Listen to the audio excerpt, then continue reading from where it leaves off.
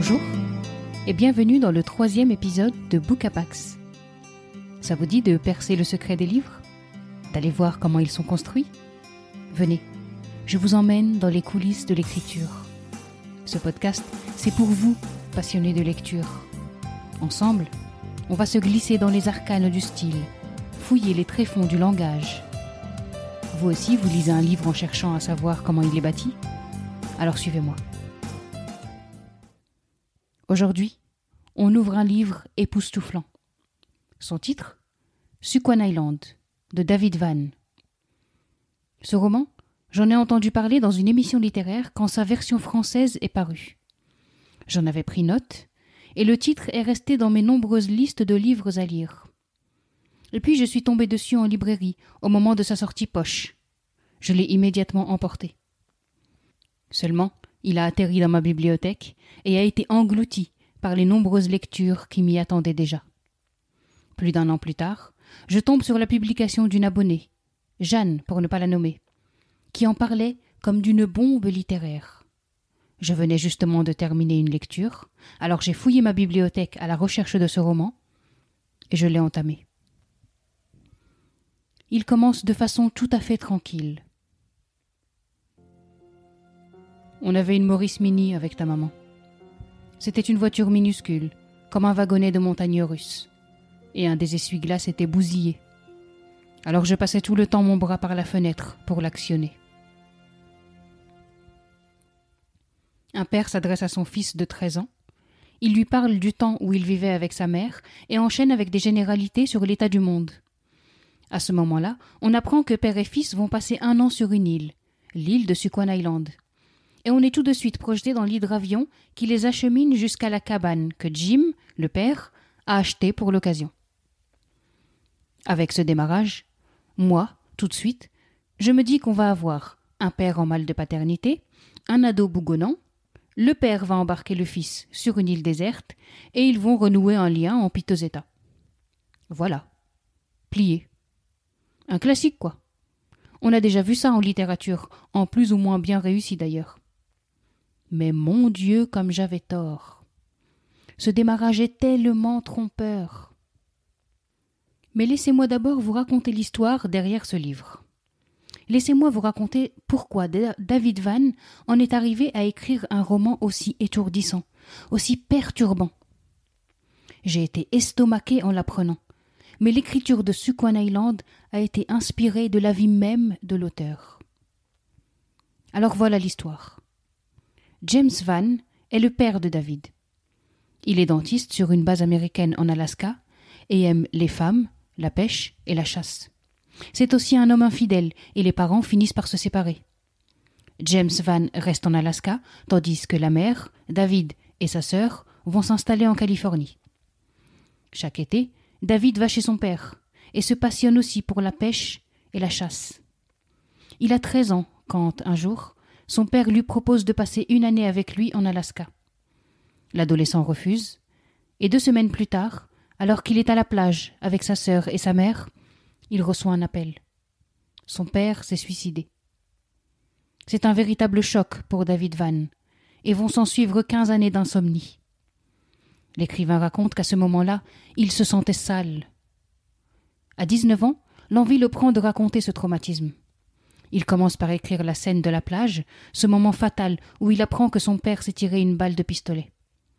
Mais le récit ne prend pas, le fil qu'il essaie de tirer se brise sans cesse. Pendant 10 ans, il essaye, il hésite, il se reprend. Et puis un jour, il entreprend une traversée en voilier, de la Californie à Hawaï. Là, il se met à écrire sur le bateau, et il réussit à trouver ce fameux fil à tirer pour raconter une histoire qui tienne. Seulement, une fois le livre écrit, aucun agent littéraire ne l'accepte. David Vann range son manuscrit dans un tiroir et part en voyage. Il écrit des reportages, il gagne sa vie en enseignant la littérature à San Francisco ou en étant marin. Entre-temps, il écrit plusieurs essais, sur la voile, sur un massacre dans une école près de Chicago ou sur un naufrage vécu avec sa femme institutrice. Et puis en 2008, il ressort Squan Island, l'envoie à un concours de nouvelles et gagne. Le texte est publié, ainsi que d'autres nouvelles de l'auteur, dans les presses de l'Université du Massachusetts, sous le titre « Legend of a Suicide ». Mais c'est une critique favorable du New York Times qui fait tout basculer, tout se précipiter. Elle pousse enfin l'éditeur HarperCollins à racheter les droits de l'œuvre.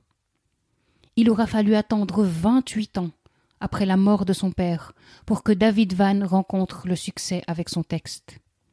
En France, c'est la maison d'édition Gallmeister, spécialisée dans la littérature des grands espaces et du nature writing, qui le publie.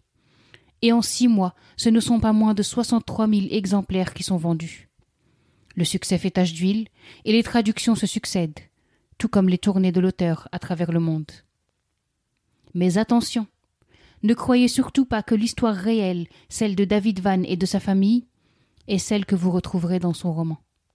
Que nenni. L'écrivain s'en inspire, certes. Le père de son roman est dentiste, comme son père. L'histoire se passe aussi en Alaska. Son héros a les mêmes passions. Mais les similitudes s'arrêtent là. Le roman est tout autre. Dans Squan Island, l'adolescent dit oui à son père. Il ne saute clairement pas de joie à l'idée de passer 1 an sur une île avec Jim, c'est vrai. Mais il accepte tout de même. Et l'aventure commence. Les pages défilent. Je suis l'installation du père et du fils. Je pars avec eux dans les environs, je visite la cabane où ils vont vivre, je tâtonne avec eux et je découvre, à travers les yeux du fils, que le père improvise pas mal quand même. Ils avaient emporté des outils, mais Roy avait le sentiment que son père improvisait en chemin. L'idée qu'il n'ait pas pensé à l'avance au bois sec effrayait Roy. Mais là encore, on met cette remarque de l'adolescent de côté et on se dit que non, impossible qu'un père n'ait pas préparé un tel séjour. Ils vont passer 1 an sur cette île. Il ne peut pas avoir débarqué sans un minimum de préparation. La première journée s'écoule donc. Je m'extasie avec eux devant ce soleil qui semble planer longuement au-dessus de l'horizon. Et je comprends le père qui souffle à son fils. C'est pas partout qu'on voit ça, hein. Je les vois rentrer pour se glisser dans leur duvet. Sauf que, comme le fils, je ne dormirai que peu cette première nuit. Déjà, parce que je le sens, ce sol trop dur sous mon dos. L'installation est sommaire, la promiscuité est gênante. Mais en plus, au moment où je vois l'adolescent qui commence à sombrer dans le sommeil, je suis brusquement réveillée. Des sanglots. On entend des sanglots. Ceux du père. Il pleure longtemps, Jim. Plus d'1 heure plus tard, le fils est toujours paralysé par ses larmes. Son père lui tourne le dos, il est secoué de sanglots, et pour l'adolescent, c'est un choc. Le premier. Dès lors, on bascule. Le tableau de départ, celui d'une retraite originale entre père et fils, est écorné. Quelque chose est fissuré, brisé. Les larmes ont fait une tache qui reste. Et cette tache, elle ne va faire que s'agrandir, s'agrandir. L'image de départ est définitivement salie, souillée. On retient son souffle à chaque page, on s'interroge. À partir de maintenant, on va s'attendre à tout. Et pourtant, on a beau avoir intégré le fait que les choses se corsent, on n'est absolument pas prêt pour la suite. Bien entendu, cette suite, je vais m'abstenir de vous la dévoiler. Mais on va doucement glisser du roman d'aventure et d'apprentissage au thriller, au suspense insoutenable. David Vann nous place dès le départ dans un huis clos très pénible. Le père et le fils débarquent sur cette île, mais tout de suite, on sent l'adolescent réticent, comme piégé. La construction du récit est telle qu'on se retrouve, nous, lecteurs, coincés aussi avec les 2 personnages dans ce lieu. On n'a pas le choix. On va rester et vivre impuissants les épreuves qui vont se succéder. Avec un style simple mais impitoyable, avec des termes bruts, des mots très crus, l'écrivain nous attrape, il nous tient dans la douleur, il nous domine. C'est à la fois pénible et plaisant, fascinant et éprouvant. Parce que, encore une fois, si le tableau de départ nous a paru plaisant, très vite on va détester le personnage du père. L'auteur l'a construit de telle sorte que page après page, ce père crée une ambiance abominable. Il devient odieux, Ses propos se font cassants. On finit par le mépriser. À un moment, son fils adolescent demande à rentrer. Il est trop désorienté, trop mal à l'aise. Et voilà la réaction du père. « Pourquoi est-ce que tu veux partir ?»« Je veux retrouver mes amis, ma vraie vie. J'ai pas envie d'essayer de survivre à l'hiver. »« D'accord, très bien. Mais et moi ? Tu m'as dit que tu resterais 1 an, et j'ai fait des projets. J'ai démissionné et j'ai acheté cet endroit. Qu'est-ce que je suis censé faire si tu t'en vas ? » ?»« Je ne sais pas. »« Tu n'y as pas réfléchi, pas vrai ?» ?»« Non. » Roy se sentait affreusement mal. « Je suis désolé, fit-il. »« C'est pas grave, dit son père. Si tu dois t'en aller, alors vas-y. Je ne te retiens pas. »« Tu sais, dit son père cette nuit-là, tandis qu'ils attendaient le sommeil. Tout est trop incontrôlable, ici. Tu as raison. Il faut être un homme pour supporter ça. Je n'aurais pas dû emmener un enfant avec moi. Je ne peux que m'identifier à ce fils, à cet adolescent qui subit les flèches paternelles et qui ne sait plus sur quel pied danser. Les piques perverses du père m'atteignent, elles me glacent. Je n'ai absolument plus confiance. À partir de ce moment, l'atmosphère du roman se tend à l'extrême, et moi avec. La violence pressentie dès les premières pages se déchaîne. Le voyage entre père et fils est une cavalcade délirante, fiévreuse, folle. Les pages défilent et je plonge, je me noie dans les profondeurs de cet esprit malade qu'est le père. Parfois, il me faut lever les yeux du livre et reprendre une respiration normale, avant de replonger, incrédule, en apnée. Suquan Island est dérangeant, c'est indéniable. Il n'est clairement pas à mettre entre toutes les mains.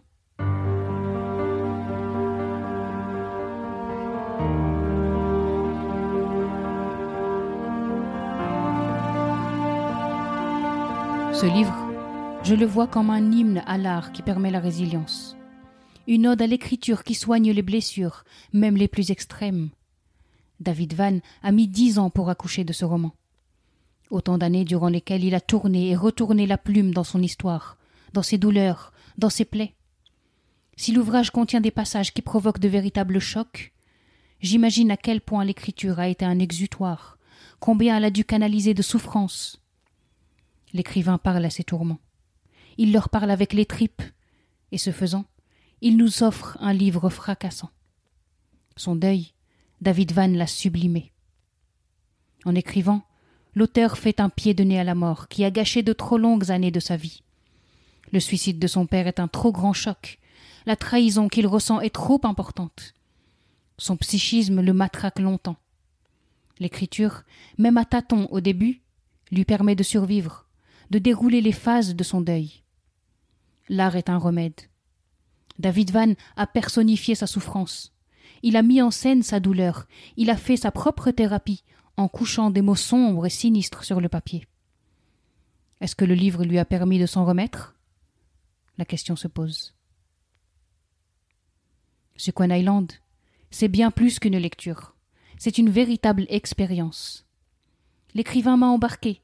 Il a saisi mon esprit pour le diriger entier vers son texte. Il m'a fait éprouver physiquement les choses. Il m'a maintenu dans un suspense terrible. Il m'a constamment déstabilisé. Et aussi bizarre que ça puisse paraître, j'ai adoré ça. Les émotions, les frissons ressentis sont marquants. David Vann nous entraîne jusqu'aux limites du psychologiquement supportable. Et on le suit. On se fie à lui. D'ailleurs, Suquan Island a depuis été adapté en roman graphique par le dessinateur Hugo Bienvenu. Le trait y est maîtrisé et le choix du noir et blanc est parfait pour illustrer l'ambiance tourmentée, orageuse. Tu es prévenu. Ouvre ce livre. Mais sache que tu ne pourras le refermer qu'une fois terminé sa lecture. Quand je l'ai fini, je suis resté un moment suspendu, comme incrédule. Ma lecture suivante m'a paru fade. Alors j'ai laissé passer quelques jours avant d'ouvrir un nouveau livre. Pour finir, place à Victor Hugo, qui nous dit « La lumière est dans le livre. Ouvrez le livre tout grand. Laissez-le rayonner. Laissez-le faire. » Merci d'avoir écouté cet épisode. Je vous invite à le partager autour de vous, à le commenter, à en discuter. Vos retours sont précieux. Quant à nous, on se retrouve dans 15 jours. On plongera alors ensemble dans le roman de Lorenza Pieri, intitulé « J'avais une île ». À bientôt.